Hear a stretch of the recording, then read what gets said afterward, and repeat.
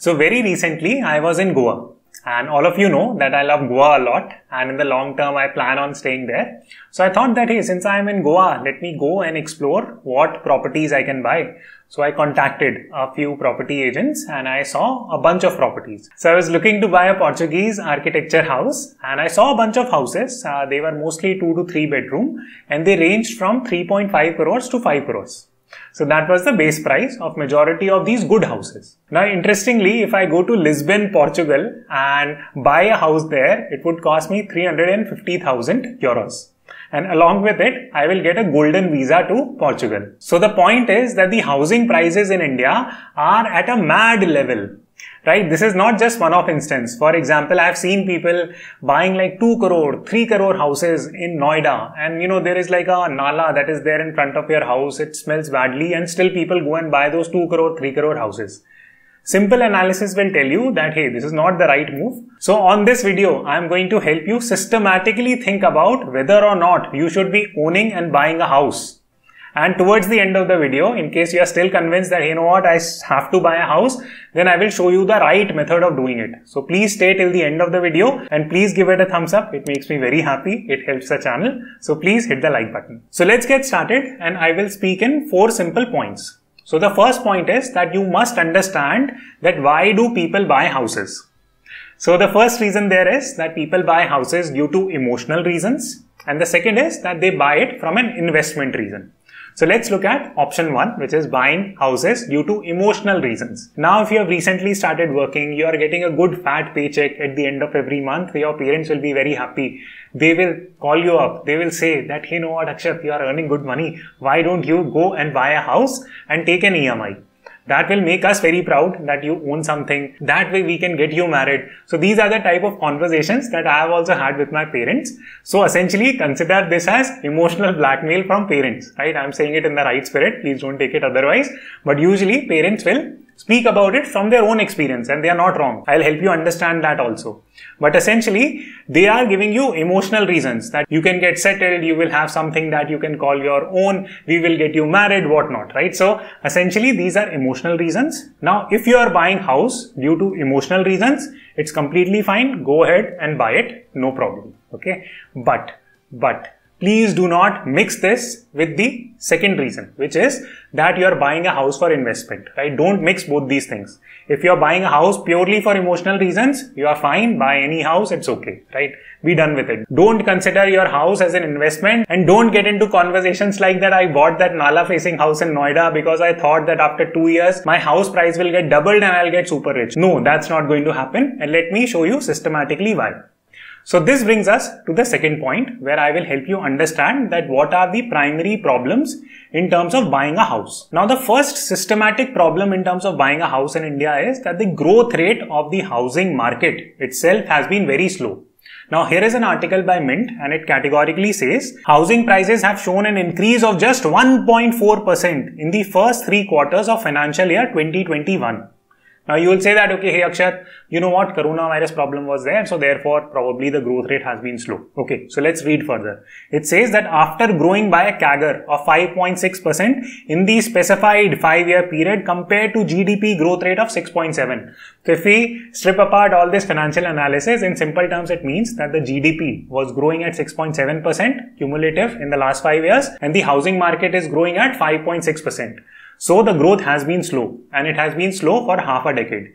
Now this growth will not become 20% CAGR in the next few years. So please keep this point in mind. This is extremely important, that if you are buying a house today, then the growth rate will not be rocket. It will not go from 5.6% to 12% or 13% a year. Just for comparison, if you put whatever money you are going to put in your house, if you just pick that money and invest in Nifty 50 passive mutual fund, you are likely to make 12 to 15% return. Now you might say that, Akshat, you know what? Okay, fine. We buy the argument that the growth rate has been slow, but growth rate can kick in anytime, right? Because I have seen that stocks in the past were going at 5% a year. Then they started ramping up at 25% per year. Similarly, different sectors, they were growing at 10% per year. And now they are growing at 50% per year. For example, pharmaceutical sector. So can't the same happen in the housing market? The answer is no, and I'll explain you why. So what you need to understand is that there is any asset goes through a cycle, right? So there is a cycle, right? It goes like this. And essentially the growth of an asset only happens to a certain point in a particular cycle or a particular phase. So let me elaborate more on this point, what I mean by this. So essentially here is the fact, right? So in the past you would have heard that, in 2000s, people bought houses, right, of 1 crore. Then by 2003, this house became 2 crore house, right? By 2005, this house became like 4 crore house, etc., etc., right? So this is called as growth rate, right? That every 3 years or 4 years, the house price doubles, literally doubles, right? So it is giving almost 100% return in a matter of 3 to 4 years. This sounds super impressive. Such a scenario has played out in India and I am not denying that. But let us now do a simple fundamental analysis that you can understand very, very easily and explain it to your friends and you will sound smart. Press the like button if you like this piece of analysis. So here is what you need to know. So you need to know something about PE ratio, right? So we have spoken about PE ratios in the past regarding stocks, that what is the PE ratio of ITC stock, Bajaj Finance stock, etc., etc.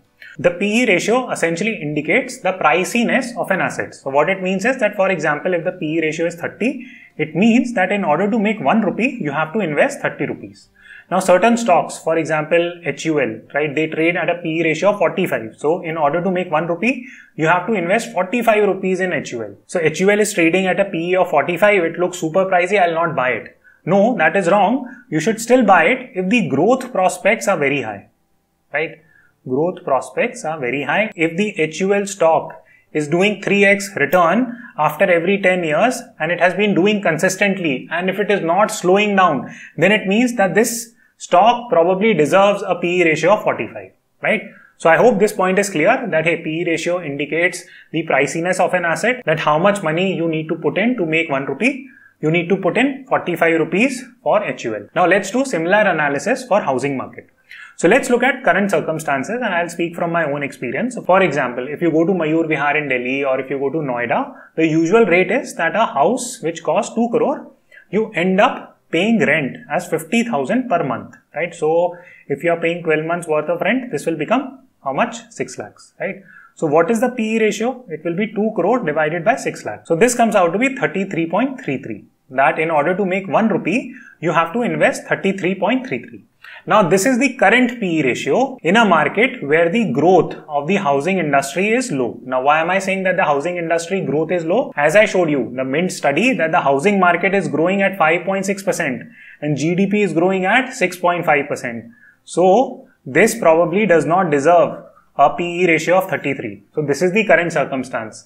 Now you would say that, hey Akshat, you know what, my parents tell me that back in their day, they purchased a house for, let's say, 1 crore and now its value is 10 crore, right? Or they purchased a house for 25 lakhs and the value of the house is now 5 crores or whatever number. Now these stories are true and these stories played out in the past, right? They are not going to play out now. Let me explain you the logic behind that also. Now let's assume that the housing prices double every 3 years. Right? Let's assume a hypothetical scenario because such a scenario was playing out back in the 90s, back in 80s, back in 2000s. This was playing out up until 2008. So if you assume a case that, hey, where the housing prices is getting doubled every 3 years, then it can only go up to a certain point, right? You might have heard that, hey, Google, if it continues to grow at 100% rate every 3 years, then in another 30 years, it might overtake US's economy, right? That is not going to happen. The growth rate will slow down. You need to keep that in mind. So now you need to ask yourself the question that is the growth rate of housing prices slowing down? The answer is yes, it is slowing down. So let's imagine this, that this is 2021 and you are buying a house which is 5 crore in Gurgaon or Noida, wherever.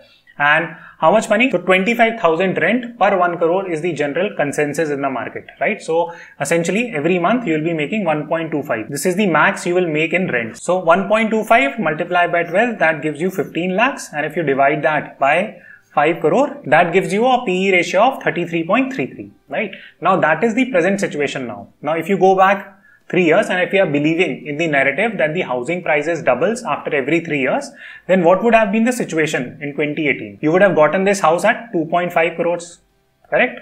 Right. And what would have been the rent? So this is your numerator, 2.5 crores. What about denominator? Would it have been 15? No, right? It would have been slightly less. But how less? Because your rent goes up by 10% usually, right? You might have done rent agreement in Delhi or NCR region and you would have seen a clause that the rent will go up by 10% every year. That is the usual assumption. And if we decrease this entire amount by 10%, rough calculation, it comes out to be 13.5 lakhs. So what is the PE ratio here? So the PE ratio will become approximately 18.5, right? So essentially what I'm trying to do here is very simple. Let me summarize that in 2008, the housing price approximately, I'm just explaining you the math behind it, was 2.5 crores, right? And the rental value was 13.5. The PE ratio was 18.5. Now, if the housing prices keeps on doubling, right, in 2021, this house becomes 5 crore, right? And your rental becomes 15 lakhs because the rent will not go up at the same measure, right? Rent will not increase by 50% because the housing price is increasing by 50%. Now, here the PE ratio is 33.3. So the point that you need to know is that as you go further in the past, in 2015, 2012, 1980s, this growth rate was being exhibited in a certain scale, but now it is not. The PE ratio is now becoming unsustainable. Also, the growth of the industry is just not there. It is hanging at 5.6%, which is extremely poor for an industry where the PE ratio right now is 33. So that is the mathematical explanation why buying a house does not make financial sense. Now let me speak about some other qualitative reasons why you should not be buying a house. The second reason here is black money. Now someone like me who runs internet-based businesses, so all the money that I make, be it in stock markets, be it in businesses, it hits my bank account. So that is white money. Right? But in North India, we have a problem of black money. So what would happen with someone like me is that let's say that if I am going to buy a house which is 5 crores and I go and buy that house today in Gurgaon, and after 1 year, if I have to sell it at let's say 8 crores also, I am putting 5 crores in white money completely. Now at the time of selling the house at 8 crores, the buyer will say that hey, take half the money in black, half the money in white. Then what am I supposed to do with the black money? Now despite the fact that the housing price grew in this scenario, from 5 to 8 crores, I am still ending up as a loser, right? It becomes a massive problem to handle black money. Now, please don't ask me how to convert black money to white money or white money to black money. I'm not a tax expert and I don't know anything about it. All the money that I make, it's pure white money because it hits my bank account. And you as a salaried person also make white money. Now, if you're running some mining operations or some weird kind of a business where you deal entirely in black money, then my advice, you have to do further research. But if you're earning money in white, going and buying a house, it can create a lot of logistical issues in terms of changing black to white, white to black and all that headache. So this is another key problem that you need to keep in mind. Third is the frictional cost. So if you go and actually buy a house, there is a lot of frictional costs and taxes that are associated with buying a house. The stamp duties, the tax treatment that is levied on buying a house, it's massive and it incurs a lot of expenses. On top of that, both at the time of buying and selling a house, you have to pay brokers. That is again an excess. It becomes a headache. Final point is that in terms of buying a house, what ends up happening sometimes is that you end up creating reverse EMIs, which is an outflow out of your bank account. Many instances have happened in Delhi itself. I can't name the builders, but what ends up happening is that you will pay the builder.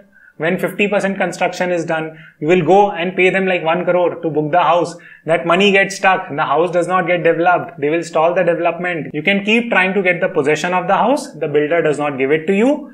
It becomes a nightmare. You will say that, hey, the court system in India is very good. Try your luck, right? It might become a very difficult circumstance to get it resolved in the courts also.